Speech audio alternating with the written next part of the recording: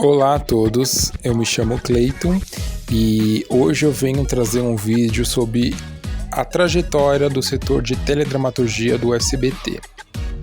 Pois como no canal eu tenho dado espaço a temas relacionados à novela, achei importante abordar a história do núcleo de teledramaturgia de uma das emissoras mais importantes do Brasil e até mesmo querida por muitos telespectadores, especialmente dos anos 80 e dos anos 90, era de ouro da TV aberta brasileira. Mas vou deixar uma coisa clara, tá? O tema vai abordar somente o setor de teledramaturgia de novelas nacionais do SBT, ou seja, novelas produzidas aqui pela emissora, tudo bem? Novelas brasileiras. Não importando se são remakes, adaptações ou versões brasileiras de novelas estrangeiras. De qualquer forma, são telenovelas produzidas pela emissora em território nacional. E antes, precisamos entender como funciona o mecanismo de teledramaturgia da emissora de Silvio Santos. Os programas de TV do SBT são gravados no complexo CDT Anhanguera, que é o Centro de Produção Televisiva e Audiovisual da emissora de Silvio Santos, localizada em Osasco, Grande São Paulo. Inaugurado em 1996, trata-se do terceiro maior complexo televisivo da América Latina, perdendo apenas para a sede da TV Azteca no México, que é o segundo maior complexo televisivo da América Latina, e em primeiro lugar para os Estúdios Globo, também conhecido como antigo Projac, localizado no Jardim Botânico da Barra da Tijuca, no Rio de Janeiro, sendo os Estúdios Globo o maior complexo televisivo de produção audiovisual de toda a América Latina. Apelidado gentilmente pelos seus admiradores como Fábrica dos Sonhos, onde a Globo se concentra a produção de todas as suas telenovelas e minisséries, e aonde é produzido a maior quantidade de horas de produção audiovisual de toda a América do Sul, sendo produzida a mesma quantidade de horas de produções de Hollywood. Mas voltando ao assunto SBT, eu vou mostrar um pouco do vídeo promocional que o SBT fez para o lançamento do Complexo Anhanguera.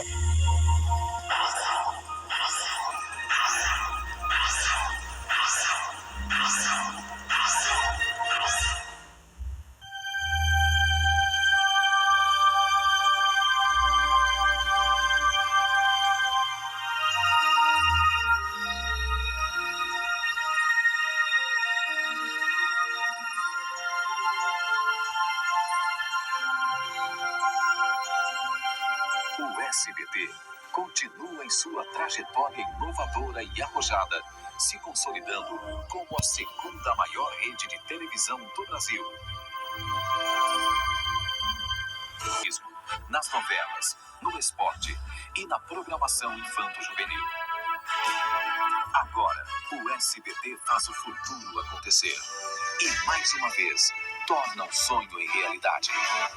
Está no ar a Cidade da Televisão.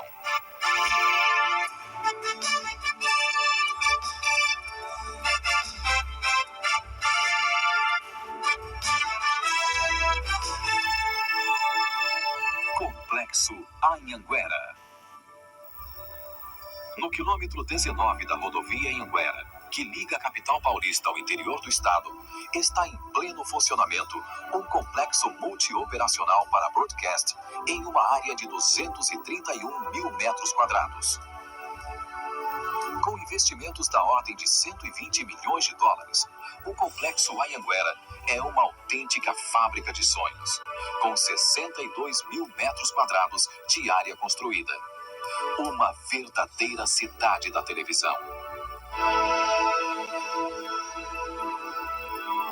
Concentrando todas as unidades, antes dispersas em 5 núcleos, o SBT passa a contar com maior agilidade na tomada de decisões, simplificação e melhoria técnica do processo de produção de programas com equipamentos de última geração.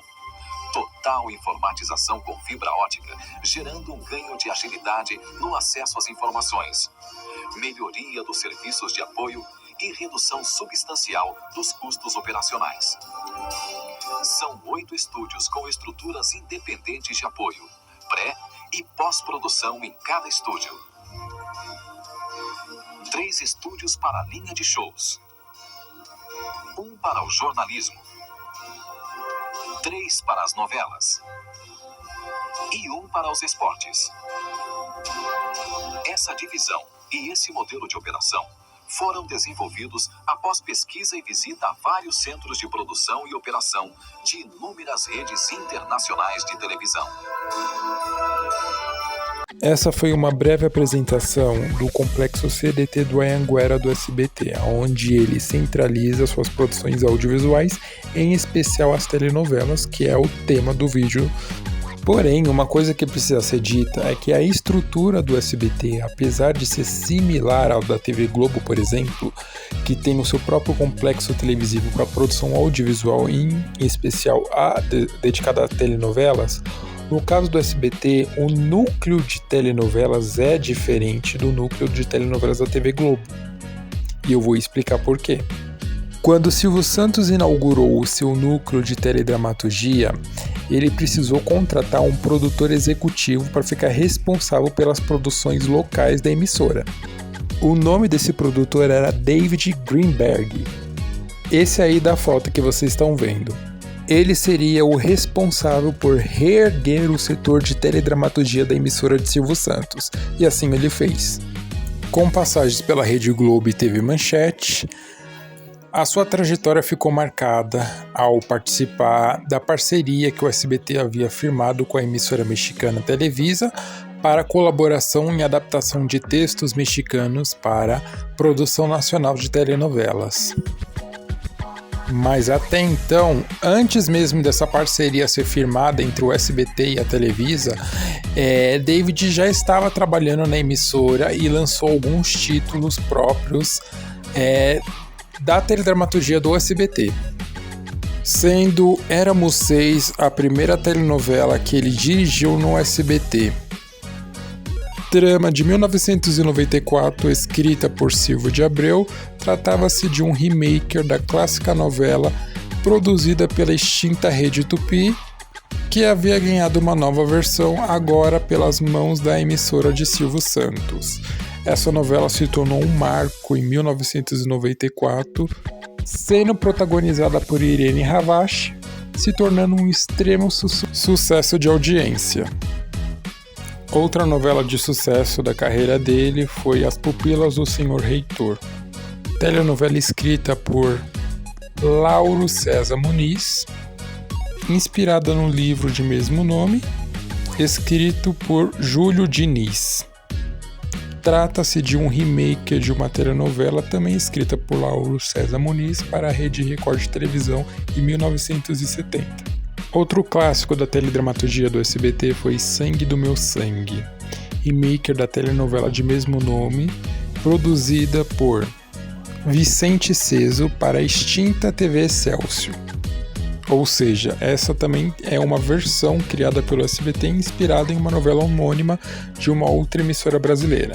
Seguida no ano de 1996 por Razão de Viver, uma telenovela do SBT produzida em 1996, inspirada em uma outra telenovela também do SBT chamada Meus Filhos, Minha Vida, de 1984.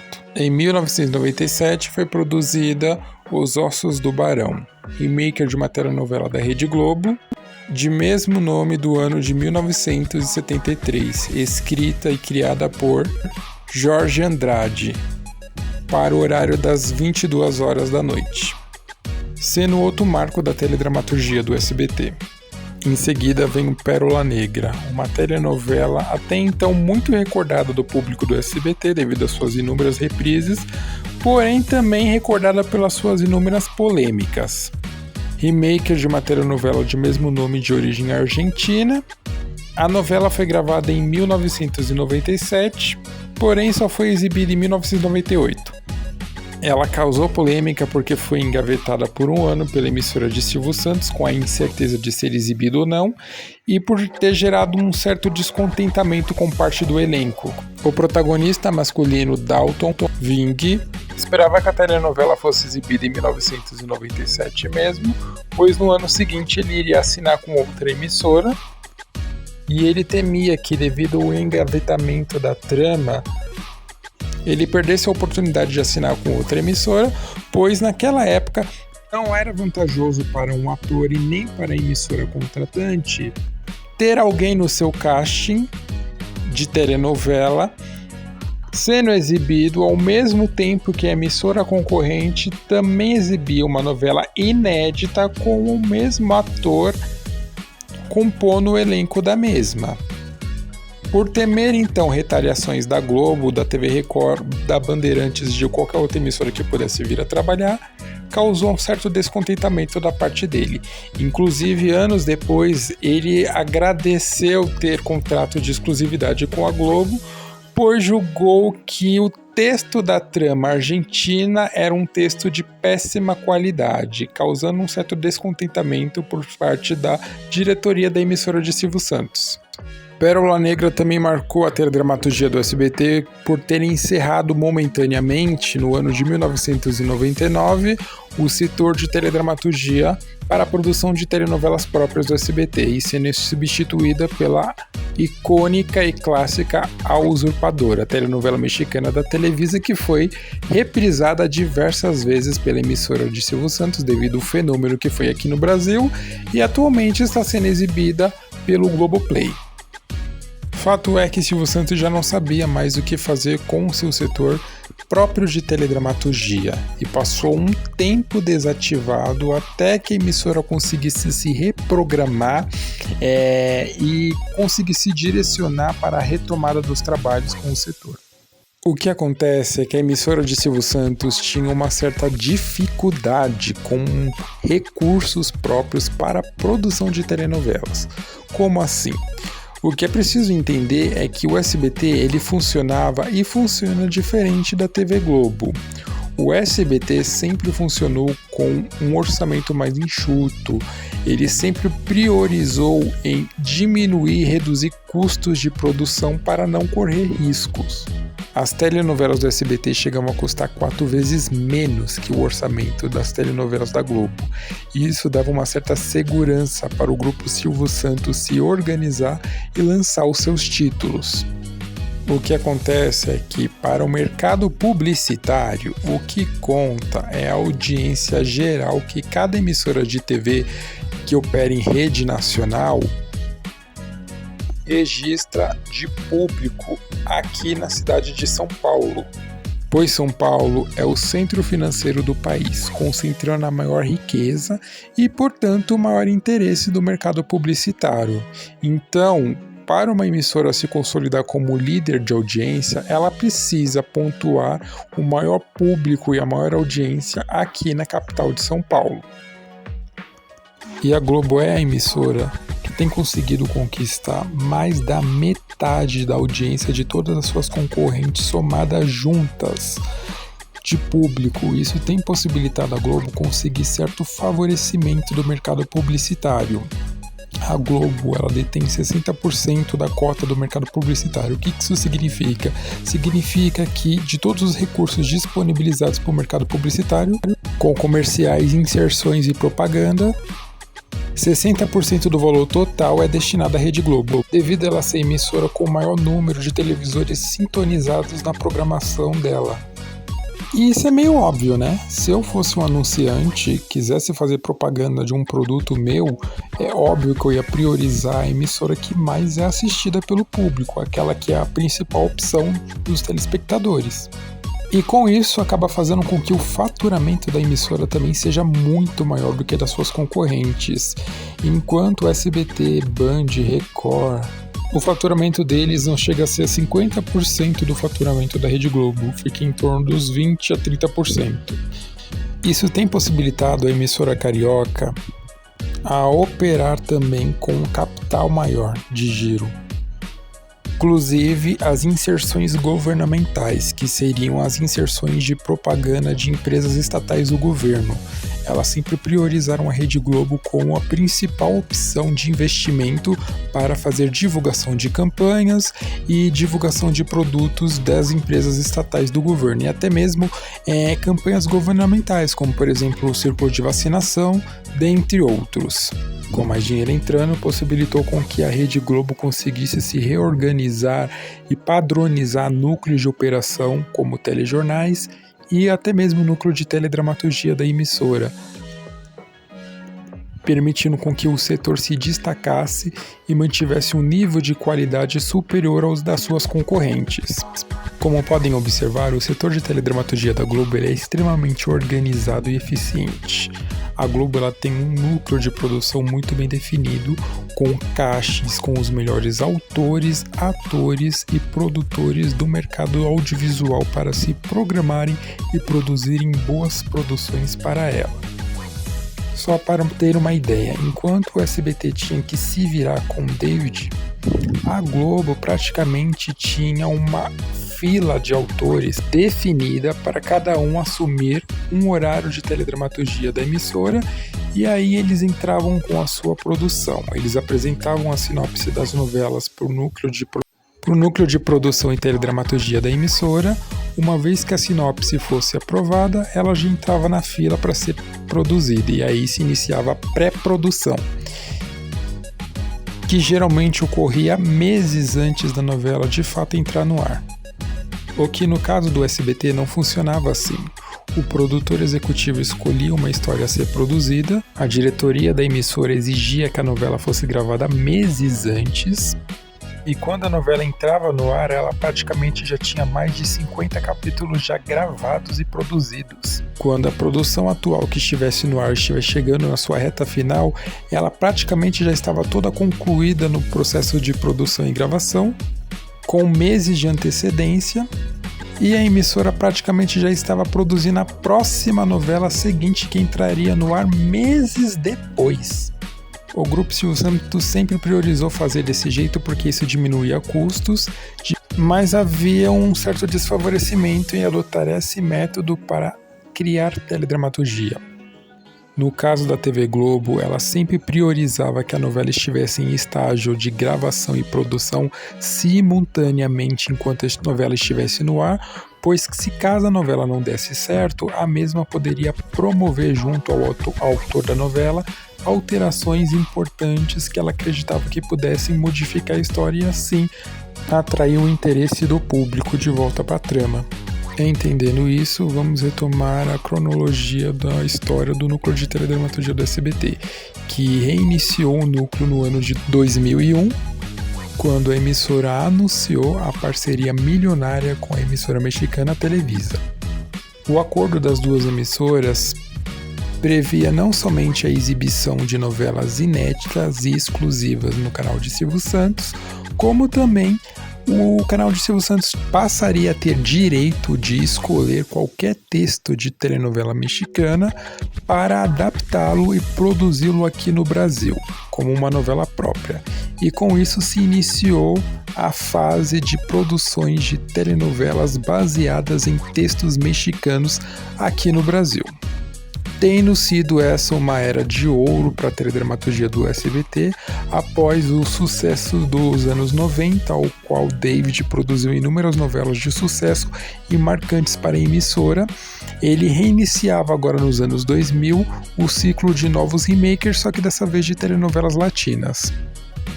David escolheu a dedo todos os textos que seriam adaptados para a emissora do SBT e inclusive conseguiu trazer nomes de peso da teledramaturgia brasileira para participar de algumas obras que seriam feitas aqui no Brasil. Dentre elas, o nome de Débora Duarte. Sendo um primeiro fruto dessa parceria, a telenovela chamada Pícara Sonhadora, apesar do nome polêmico escolhido a dedo pelo próprio Silvio Santos para justamente divulgar a novela de uma forma meio questionável, essa foi a primeira telenovela marcada por essa parceria. Outra produção que marcou essa parceria foi Amor e Ódio, remake da telenovela mexicana La Dueña, de Inés Rodena. Essa produção foi protagonizada por Suzy Rego. Uma telenovela rural, cheio de apelo dramático, bem diferente da sua antecessora, que tem um ar mais cômico. Mas uma coisa é certa, dessa parceria do SBT com a Televisa, o que ficou marcado foi o nome de duas atrizes, que por coincidência são xará uma da outra, e elas são conhecidas pelo nome de Bianca Rinaldi e Bianca Castanho.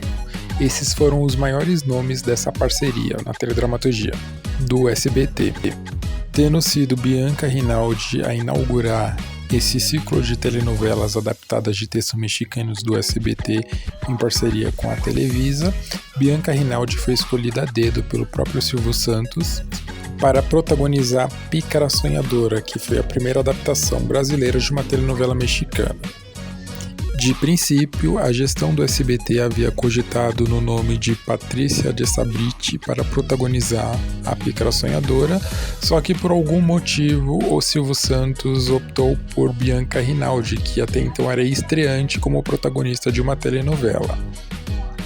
Sendo essa também mais uma característica da teledramaturgia do SBT, diferente da Rede Globo em que os Marinho não opinavam no setor de teledramaturgia, na emissora dos Abravanel, Silvio Santos sempre estava à frente e a par e decidia por tudo. Outra telenovela que Bianca Rinaldi protagonizou no SBT foi A Pequena Travessa, ao qual o SBT novamente apostava na atriz para protagonizar mais uma adaptação de uma telenovela mexicana. Dessa vez ela também protagonizaria uma telenovela com um apelo cômico, um pouco dramático.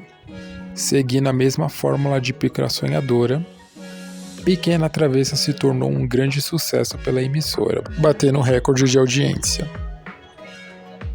Outra atriz que ganhou notoriedade e marcou essa parceria da emissora de Silvio Santos com a mexicana Televisa foi Bianca Castanho.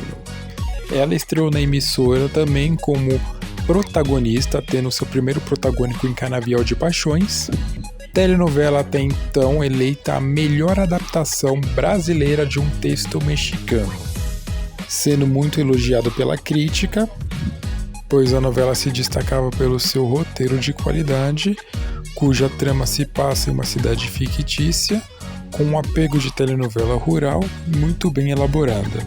Canavial de Paixões foi um extremo sucesso no SBT, batendo 21 pontos de audiência em sua fase final.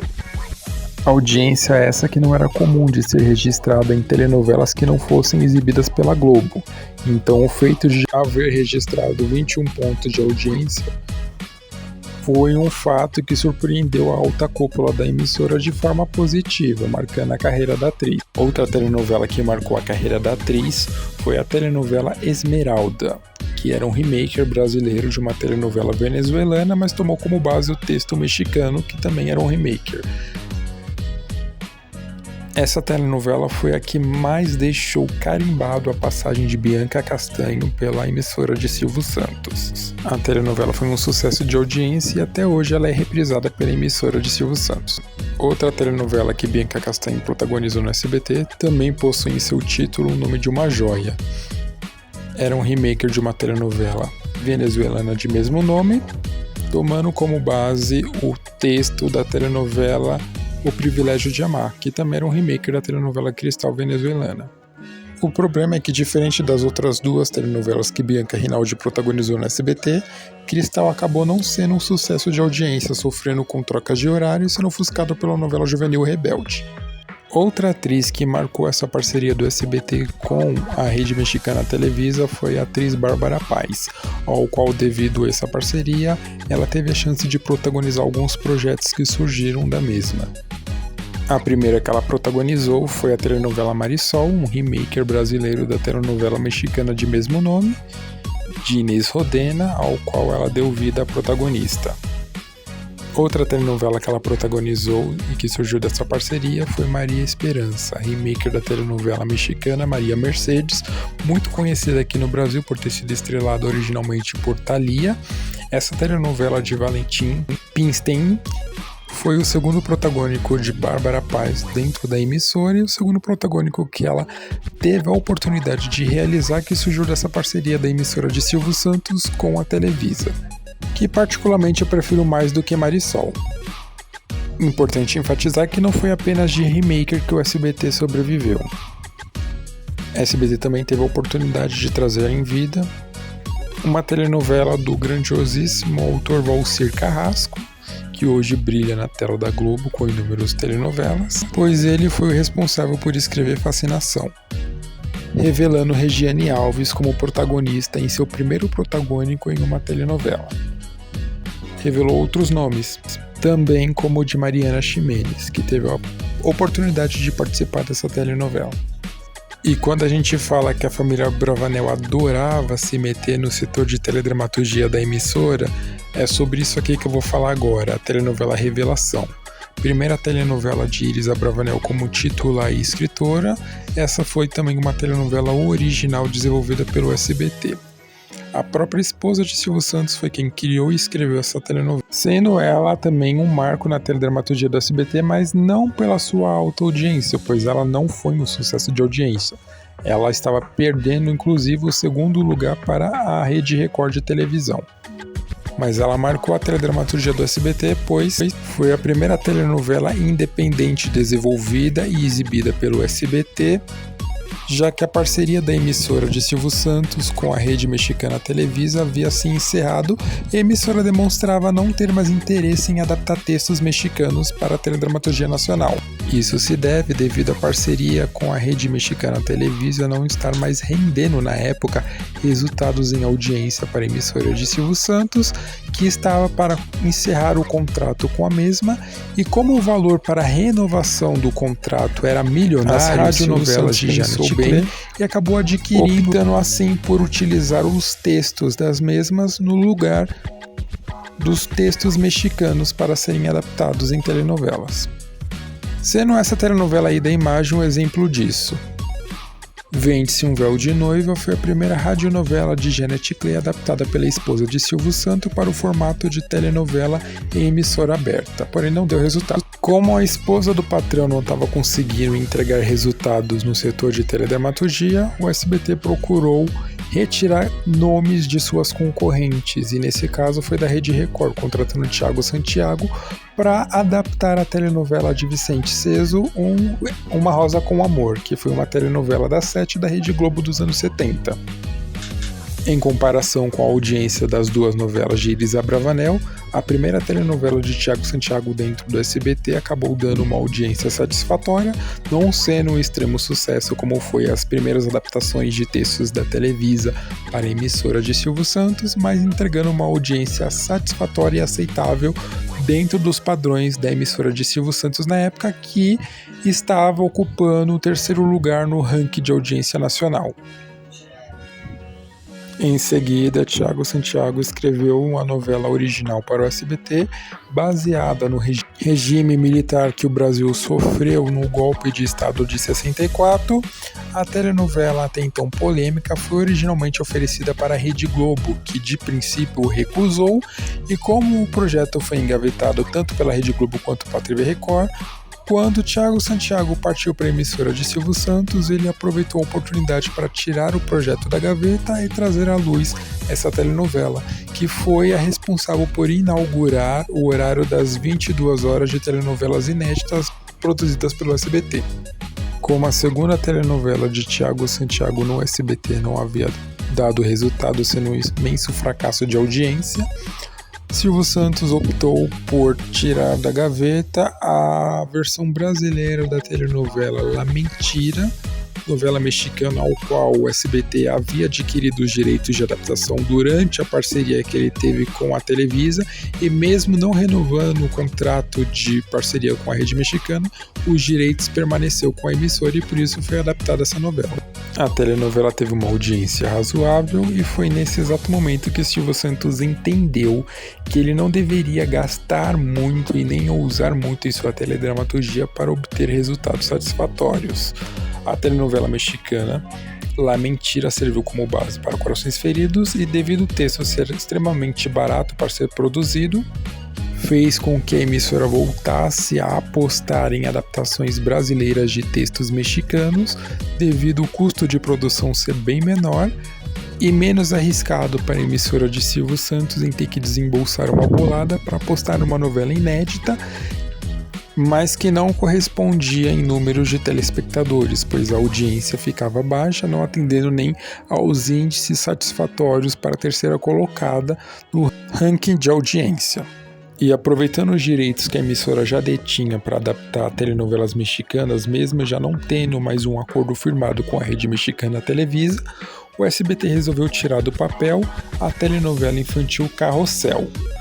O que, de princípio, a emissora tentou lançar sem nenhuma pretensão de ser um fenômeno de audiência. Eles apenas queriam reaproveitar os direitos que eles tinham antes de expirar e colocar mais uma telenovela mexicana para ser adaptada para o mercado brasileiro de telenovelas. O que o SBT não esperava é que Carrossel acabou se mostrando um imenso sucesso, voltando inclusive a incomodar suas principais concorrentes, como Globo e Record, retirando a vice-liderança da Record e incomodando a líder de audiência TV Globo no horário do Jornal Nacional, repetindo o sucesso da versão original de Carrossel, que quando foi exibido originalmente aqui no Brasil, chegou a incomodar inclusive a toda a poderosa Rede Globo, que liderava a audiência com o Jornal Nacional e com a novela das 9. Mas isso é tema para outro vídeo. Como o vídeo ficou meio largo, eu vou parar por aqui. Espero que vocês tenham gostado. Eu tentei trazer as informações referentes ao setor de teledramaturgia do SBT.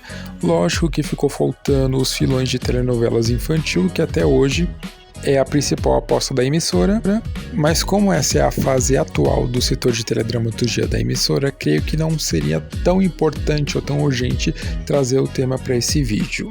Talvez futuramente eu faça um tema à parte só falando do setor de teledramaturgia do SBT, que hoje se dedica exclusivamente a telenovelas infanto-juvenis, que foi sempre um marco dentro da emissora. O vídeo ficou meio longo, espero que vocês vejam até o final, mas de qualquer forma, se você chegou até aqui, muito obrigado. Não esquece de colocar aqui curtir o vídeo. E se você conhece alguém que curte o tema sobre telenovelas, inclusive sobre o setor do SBT, que eu acredito que deve ter muitos saudosistas, por favor, não deixe de compartilhar. É isso, feliz ano novo, como hoje é o último dia do ano, e espero que a sua noite seja especial. Até logo!